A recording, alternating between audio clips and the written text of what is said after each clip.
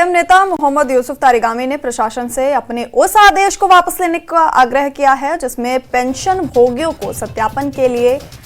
कोषागार अधिकारियों के समक्ष व्यक्तिगत रूप से उपस्थित होने के लिए कहा गया है। उन्होंने कहा कि वित्त विभाग की ओर से जारी परिपत्र में सभी पेंशन भोगियों को सत्यापन के लिए कोषागार अधिकारियों के समक्ष उपस्थित होने का आदेश दिया गया है। बड़ी संख्या में पेंशन भोगी 3 दशकों से घाटी से बाहर रह रहे हैं और ऐसे में उनके लिए कार्यालय जाना मुश्किल होगा।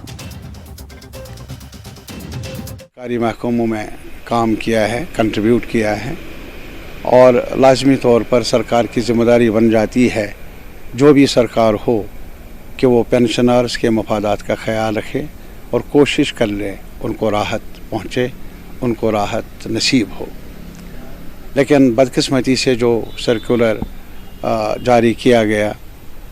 फाइनेंस डिपार्टमेंट की तरफ से, उसमें ये कहा गया है कि फ़िज़िकल वेरिफिकेशन ट्रेजरी ऑफिस के पास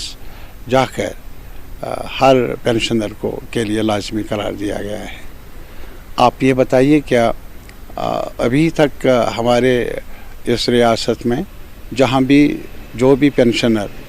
कहीं पर रहाइश पजीर है, वहाँ जम्मू कश्मीर बैंक है, वहाँ वेरिफिकेशन भी हो सकती है और वहाँ पर अगर कुछ मालूमात हासिल करने की ज़रूरत हो, मुतल्लिका ब्रांच वेरीफाई कर सकते हैं और वो मालूमात भी हासिल कर सकते हैं, सरकार को भेज सकते हैं। और साथ ही साथ सफाई यही ऐसे ही होती है।